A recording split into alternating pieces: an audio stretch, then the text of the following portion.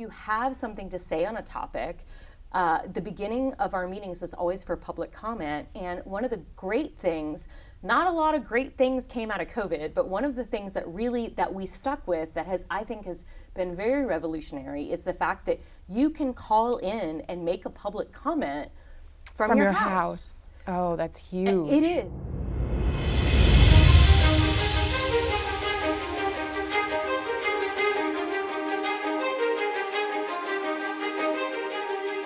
Welcome to Talk to Your Government. I'm your host, Becky Yettaw, and today we have the privilege of speaking with Tampa City Council member Lynn Hurtak. A Tampa native, Councilmember Hurtak has dedicated her career to community advocacy, affordable housing, and environmental policy. She's been a strong voice for issues like water management, city planning, and equity for all communities. Today we'll dive into key challenges and opportunities facing Tampa. Lynn Hurtak, thank you for joining us. Thank you so much for having me. I'm so happy to be here. We're so glad that you came. It's been a wild ride in government lately, and people are a little concerned. And so we're glad to talk to you about what it is that you've done in the local government that we can be a part of. So I know that you had some issues with transportation. That's your latest issue that you're working on. Is that correct? Yes. Last year's budget cycle, the mayor had proposed putting $1.5 million into EV charging stations in the city's public parking garages, and I just didn't think that was a great use of $1.5 million. So having been working on transportation for many years, I thought that, and knowing that Route 1, which is the city's busiest bus route, would cost about $1.5 million to go fare-free. I proposed that, and my three other council members agreed with me and voted on it, and we funded a fare-free expansion of Route 1. That Route 1 is the busiest route in Parts Line, and it goes from downtown all the way up to Fletcher Avenue. So travels up Florida, goes right on Fletcher, and then ends at about Bruce B. Downs. Okay. So it is a corridor that is heavily used, and one of the things, besides making it free to people anyone can ride it, the other thing that it did was increase its frequency. So instead of running every 20 minutes, it now runs every 15 minutes. The program started on January 5th of this year, and it will end on January 4th of next year. And so far, it's been a huge success. So in December of last year, the average ridership was about 3,100 people a day. Okay. After the first month of January of this program, it went up to 4,000 riders a day. And preliminary numbers for the end of this month it's exceeded 4,800 folks a day riding the bus. So it has really been a wonderful, wonderful program, and I'm doing a lot of outreach with the community. I'm doing neighborhood association meetings to teach people what riding the bus is all about and how they can do that fare-free. And we're also doing some test rides. So we did our very first Ride the Bus event on Saturday, where we had about 20 members of Tampa Heights and surrounding communities join us. And we got on the bus at Sprouts, which is at Tampa Street and 7th, and we took it down to the streetcar. There's a stop right next to the streetcar, which is also free. So then we were able to hop on the streetcar and went down to Water Street for a little while and hopped back on the streetcar and hopped back on the Route 1 to get back. So just kind of expanding people's horizons to get places using public transit. So you got on Florida Avenue? Mm-hmm. Oh, or Tampa Street. Florida Avenue is the northbound there. Tampa Street is the southbound. That's amazing. That's such good work, because I know that the bus routes have been a problem in Tampa for many, many years. They just aren't convenient for people, and they're pretty expensive too. It's kind of expensive to ride the bus. So if you don't have a car because you can't afford a car, it doesn't really help you that much to have to ride the bus. So it's really nice of you to have worked on that. I think that is a lot better for the public than EV charging stations. Yes, and that was our goal. And the greatest part is that this is not tax money that paid for it. What paid for it is parking revenue. So if you paid to park in a City of Tampa parking garage or an on-street parking space, you helped support this initiative. Wow. How do you feel like that is going to impact the city? Like, who's going to feel that impact, do you think? Pretty much everybody, because what it does is if you get on the bus up near Fletcher to come downtown to work, it's one fewer person in a car. So not only are the people on the bus realizing it because it's faster, it's quicker to get somewhere because they come more frequently, but if you're a driver, both on 275 and Florida Avenue, you will see a reduction in cars. Just by the nature of more people on the bus means fewer cars on the street. That's amazing. So you think those 4,800 people that are the additional 1,000 people that are going on this bus used to drive and now they're not? They could have been, yes. And so that's actually one of the things I'm working on with HART is trying to figure out the metrics behind it. And I have some preliminary numbers that came out today, actually, that have basically said that we've taken enough cars off the street that now 12% of people that travel the Florida Avenue corridor are now using public transit to do so. And that is actually really big. It doesn't sound like that big of a number, but just extrapolate that to the number of drivers, and really, honestly, just getting 10% was our goal. Yeah. So exceeding 10% is really helping. And this is not, I do not believe this to be the end all be all. There's no way we're going to get everyone out of their cars in the city of Tampa. But when we make it easier for everyone to use transit, then we really do leave the streets open for people who need to use a car. So people coming from outside the area or folks that just need to drive for a day. So we're really just, to me, this entire initiative is about education and really incentivizing people to just give it a try. So if you're paying $80 a month or whatever it costs to park downtown every day while you go to work, you could park further up in an area that doesn't have parking fees, and you could park near a bus stop, hop on the bus, and go downtown and come back at the end of the day. And my favorite part about riding the bus is the fact that once I'm on the bus, it's no stress. Mm-hmm. I'm not worried about traffic. I'm going to get there when I get there. I always get my emails done, so I live right off of Florida Avenue, so I take it to City Hall all the time. And by the time I get off the bus right at Kennedy and Tampa, and I'm right to work. And it is, I go into the office feeling more relaxed than when I drive a car. Absolutely. I wish they had something like that to Orlando. It's all incremental. We have to start somewhere. And with the amount of traffic and the cars that we have in the city, we don't have the opportunity to add lanes. Because if you add a lane on Florida Avenue, you're taking away a small business. Yes, you are. The only way to do that is to tear down businesses. Absolutely. And we've seen that happen all along US 19 over there in Pinellas. It just ruined all those businesses. Yeah. How did your grassroots approach get you into city council, and how does it help you to communicate with the community? It's honestly, I never expected to be in this position, but because of working on grassroots organizing, that's what brought me here. And when I came back to Tampa, was born here, but I grew up in Gainesville and did a lot of activism work after college. And so came down to St. Pete, actually, initially, joined my neighborhood association, and when we moved over to Tampa, I joined our neighborhood association here. But I found it so easy to get involved in the city of Tampa. Folks are really open. If you want to help, if you want to make the community better, people will welcome you with open arms. And so that's what I did. I got involved with my neighborhood association, and Old Seminole Heights is the largest neighborhood in the city of Tampa, geographically. So I just was an advocate for that. I worked there, and then I applied to join some city boards, and I got on the city's Charter Review Commission, which is its review of the charter, which is basically the city's constitution, and it hadn't been looked at since the 70s. So we got together, and I mean, it was a robust year-long project, but we ended up with 18 different amendments, and they all passed. They all went to the voters, and they passed in 2018, and from there, I got appointed to the city's Variance Review Board, which has to do with land use, and was just really just kind of built upon experiences and opportunities. So if a door opened, I gave it a try. And from there, unfortunately, a council member resigned with 1 year left in his term. That was John Dingfelder. He was a citywide council member, and people reached out to me and said, "You've got to try." And there was 2 weeks. There was an application. All I had to do was fill it out and then show up in front of council and give a 2-minute speech.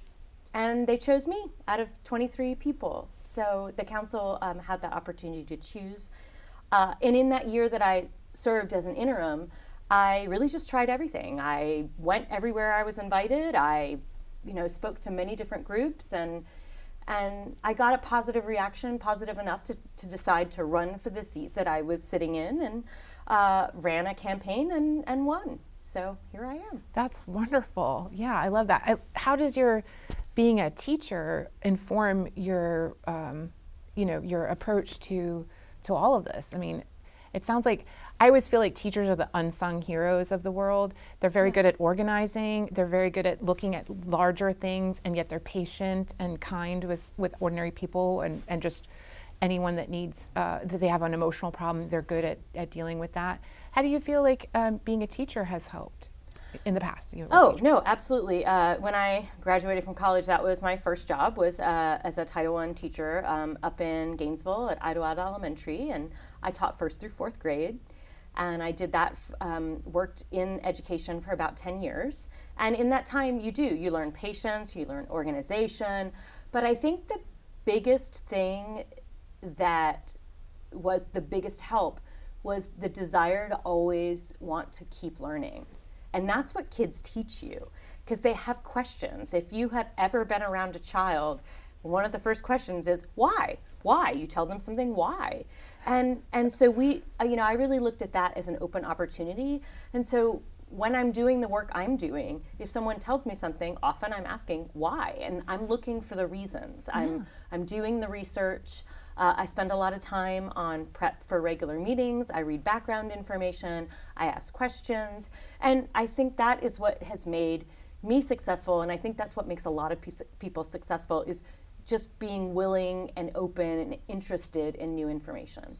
Yeah. How would you say that people could get involved in public in the public local government? Because I know we have a lot going on in the world today, but my theory is that we need to start locally and with what we can do. So I love that you're doing stuff that can be done, that needs to be done. But how do you think you could encourage people to be more involved? What would you like to see? Well, that's actually, I'm really glad you brought that up, because that has been a goal of mine too, is to build community this year. And I'm doing that both as a council member and in my personal life. And one of the best things I recommend people do is get involved with a group of folks. It can even be as simple as your neighborhood organization, because even if you're a renter, your neighborhood is working for you. You live in that neighborhood. So I highly recommend people get involved with neighborhood events. They can get involved with a cause that they believe in, whether it be water issues or animal rights. We foster beagles for Tampa Bay Beagle Rescue. I mean, just all sorts of different things. Find something that's interesting to you, because in that you are building community. Doesn't matter what that is. It may not be tackling the big government issues, but even I don't have the ability to deal with what's going on in Washington. That's not my job. Mm-hmm. And so it's not our job to tackle these big issues. Our job is to work with the people around us, to build the bonds, to make us a better community, to feel safer, to have people to go to know where your resources are. So I absolutely recommend that people get involved, read a newspaper, watch the television news, read a blog about what's going on. We have quite a few really interesting community activists who are active on Facebook and who have blogs that talk about our individual council sessions. Like, people are really into it. And oddly enough, a lot of people actually watch city council too. And so it's always nice to hear from people who want to do something to better their community. You can go to the city council meetings, Absolutely. Can't you? They're open public. to the public. Yeah, the city hall is a public building, and our meetings are every Thursday morning at 9 a.m. And then the second and fourth Thursdays of the month we have evening sessions, and those are land use generally hearings. But if you work during those hours, you can watch it online later. It's on YouTube, but it's also, you can stream it live. And another way that you can get involved is, if you have something to say on a topic, the beginning of our meetings is always for public comment. And one of the great things, not a lot of great things came out of COVID, but one of the things that we stuck with that I think has been very revolutionary is the fact that you can call in and make a public comment from your house. Oh, that's huge. It is. It really, you do have to sign up 24 hours in advance, but you can still make your voice heard. And the other thing that I highly recommend people do, because is to email City Council. And our email is tampacitycouncil@tampagov.net. And it goes to all 7 of us. It goes to all of our aides. But if you believe and are interested in a topic, simply email us, because I will tell you, we read every email. Not just me, but all of my colleagues. We read everything, and getting a pulse on something that's coming in front of us, if we get 30 emails about it, we're going to pay a little more attention to it than we normally would. And so I highly advocate for that. That is, coming down to council, if you come in person, council will pay attention to you. If you email, council will pay attention to you. If you don't say anything and you just complain about it on social media, we aren't going to see that. So feel free, go forward, email us, let us know, come to a meeting, and really that is how to get things done. This is a big city, but it's really a small town. It is a small town. That's what I always say. It's a small town masquerading as a big city. Yes. But we love that. We love that we have the trappings of a big city, and we love that we get to have a wonderful city council. But that is responsive to what we're talking about. It's huge. And being able to be at home and still participate is also huge for people with disabilities or who are elderly or who have a job. They can take a minute out of their day to express something in public, whereas before you'd have to actually take the time off to go. So that limits it to only people who are available to be able to do that. And if you're a working person, you really don't have time to invest in working on the city government. So Tampa's just grown amazingly, and even in the last year, it's just been an explosive growth. What are we doing to handle affordable housing for people? Well, that's a really good question, because housing is an issue that we're hearing so much about. We're doing so many things on different levels. So within our CRAs, which are our community redevelopment agency areas, downtown has one, Ybor is one, East Tampa is one, West Tampa, Drew Park, Central Park. All of these areas are basically the tax dollars that are created in those areas stay there. And City Council sits as the CRA board, and one of the things that we have decided to use as a mandate is that 30% of all those funds need to go toward affordable housing. Okay. And multiple ways we are doing that is incentivizing developers. So we'll buy a piece of property and we incentivize developers to build on that land. We own the land, but they develop a property. We add incentives so that if you put some affordable housing in it, you get better incentives. But one of the things we're also doing that is not really thought about when you think about affordable housing is keeping people in the housing they already have. So we offer some programs, and this is not just a CRA program, but a city program, is called owner-occupied rehab. So you've owned your house for 30 years, you're retired, you have a roof that needs to be replaced, and you can't afford it. Well, the city will come in, you can apply for a grant to do the work, and then what happens is if you stay in your house, so say you need $20,000 worth of work, the grants are used for things like plumbing, electrical, basically your 4-point things, air conditioning, I think is one of them, and then roof work. So you can apply, and if you say you have $20,000 worth of work, what happens is the city puts a lien on your house. So if you get all this update and then you go sell it right away because now you have this brand new house, you have to pay the city back the whole $20,000. But the longer you stay in your house, that will be forgiven over time. So if you stay in the house, you won't have, it just disappears? It'll disappear. That's lovely, and then it keeps people in their homes. And it's incentivizing people to stay. Yes. So another program we're doing is we've expanded the ability for accessory dwelling units or mother-in-laws behind people's houses. Yes. So enabling more parts of the city to be allowed to have those in their backyards. The other thing that a law we just passed is Now, currently, in order to have an ADU, you have to live in the main house. Well, we've just expanded that. So if you say are an empty nester, who your son or daughter is, they have a small young family and they can't find anywhere to live because it's so expensive, you could move into the back unit and they can occupy the front unit, or you can rent it out to another young family. Or so either way, so yes, it gives you some more flexibility? Yes, so before you had to be in the main house, and now you could be in the ADU, the smaller place, because you don't need as much space anymore, and you can rent out and get income from the bigger house. What exactly. does ADU stand for again? Accessory dwelling unit. So like a mother-in-law's house is what we normally call it. Yes, but the technical name is ADU. Perfect. And they used to be they used to be grandfathered in places like Hyde Park because that's how they built them. Yes. And sometimes in Seminole Heights. Seminole Heights was an allowed use for a while, so we've expanded that now to East Tampa has asked for it. Tampa Heights now has it. Some other areas of the city. So let's say somebody lives in like town and country. I've actually been to a house like this where there's a house and then in the back are these little sheds and there's like 4 or 5 of them. Is that going to be legal now? Well, town and country is not part of the city of Tampa. So I can't speak to that, but no, you still have to follow building codes. There's you can't just pop up a trailer. You can't do an RV in your backyard and call it a ADU. It has to be built. Yes, it has to be built. It has to follow all the guidelines.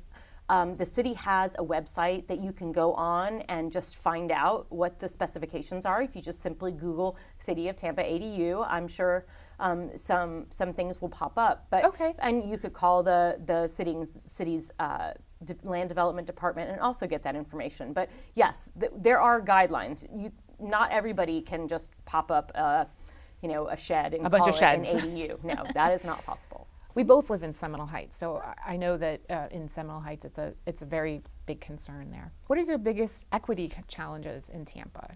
Housing is one of our biggest equity challenges, and trying to keep people here, trying to keep the people that work in Tampa to be able to live where they work.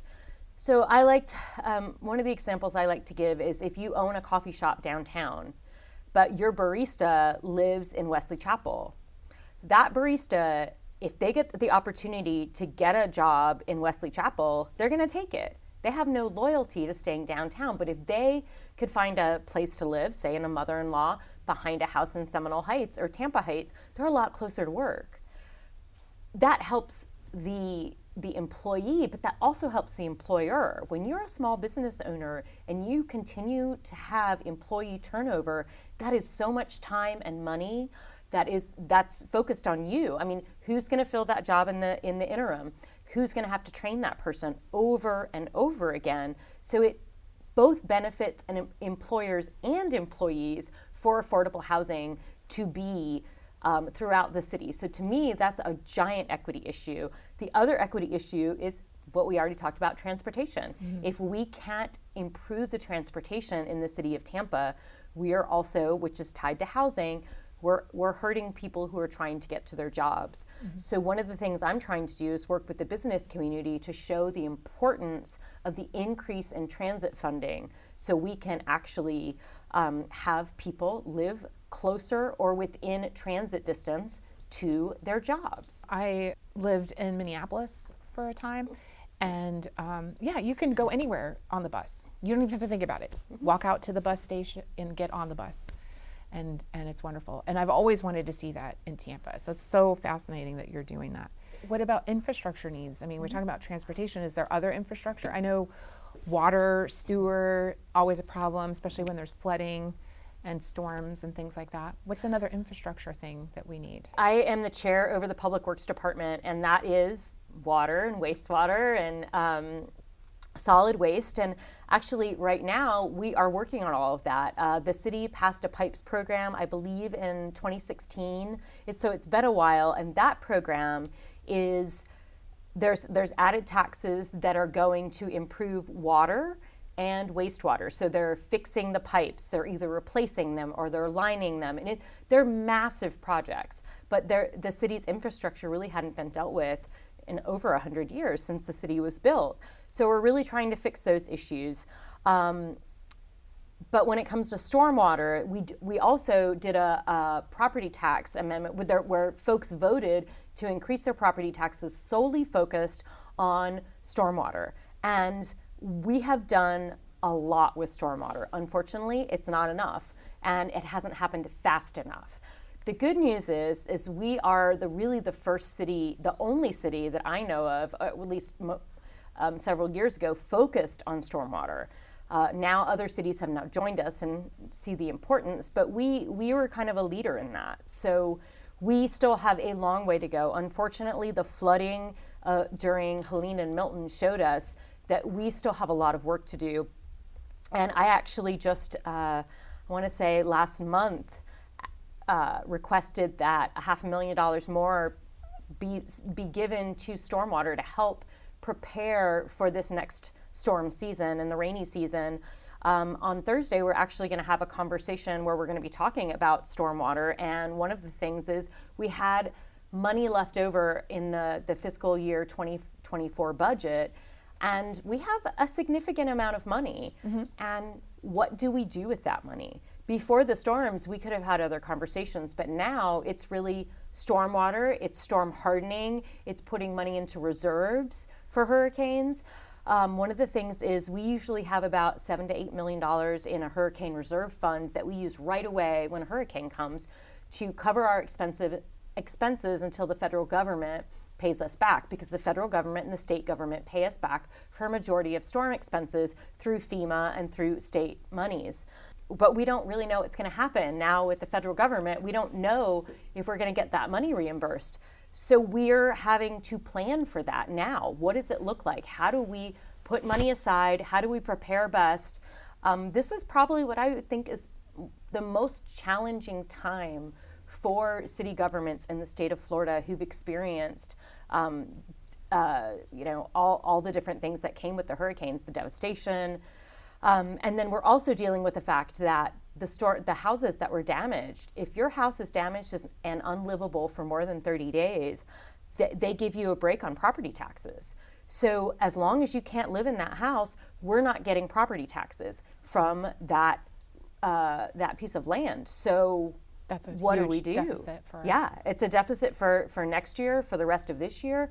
So there's a lot of moving parts to this. And so right now we're kind of looking to see, what do we do? How do we use this money judiciously, but to prepare for the next storm? Because that's what I'm hearing from my constituents. Doesn't matter, I'm citywide, so I hear it from all corners of the city. People want to feel safe in their homes and in their neighborhoods, and that really has to do with protecting and preparing with stormwater. Yeah, because this year was a tremendous year for us, and we all were shaken. Really, it really was very shaken. traumatic. Yeah, very traumatic. So that's really good to hear. And it's interesting to hear that that's how I manage my budget, is if I don't know what's going to happen and I don't have an absolute certainty on something, I have to hold money aside. And that's what the city is doing too, which is interesting. That's what we thought. I'm sure everyone out there, I'm sure that you all thought that was what was happening. But it's good to hear that the city is taking a further look, a future look on what's going to happen in the future. When you chose a place to live, why did you pick the place that you lived? If you can make that short. I wish I could make that short, but very funnily, we lived in St. Pete, and my husband works in television and online. He basically does a lot of video work, and where we were living in St. Pete, he had too many terabytes of data, and I didn't want him to keep them in the house anymore. I mean, what happens if the house went up in flames or something like that? There's a lot of terabytes of data, so I encouraged him to get a cloud account. And the internet was so slow that we couldn't get the terabytes of data up. It said it would take over 300 days just to get it up in the cloud, much less pulling it down. So we started looking at houses to buy, because we were renting, that had high-speed internet. At that time, it was Frontier. And so there wasn't very many places in St. Pete, but all of Tampa had fiber internet. So we ended up in Tampa because of fiber internet. So that, and choosing Seminole Heights, we chose the house we live in, which has an ADU, because before my husband was doing his work 20 feet away from our bedroom, and that was just too loud. So now he has an ADU that he works out of. That's a separate, the door can close. He can leave his work at work and come in, but he can work in there. And we have phenomenal internet, separate electrical, so he can write that off with his taxes and his business. So the reason we really chose Seminole Heights was also we lived in the urban core in St. Pete, and the urban core was very important to us, being close to the downtown, because we also found that to be a very diverse community that had things you could walk to and things you could use public transit to get to, and that was just important to us. Yeah, I love that. I love Seminole Heights. I love that it is a diverse community of all different kinds of people, and everyone seems to accept one another for being there. So yes. I think that's a really cool place. It's my favorite place. Yeah. Thank you for joining us on Talk to Your Government. We appreciate Councilmember Lynn Hurtak for joining us and sharing her insights. We want to hear from you. This show is all about connecting the community with local government. If you have questions for future guests or topics you'd like to cover, send them to talktoyourgovernment@tbcn.org. Your voice really matters, and we look forward to bringing these questions to our leaders. Thank you for watching TBCN, and we'll see you next time.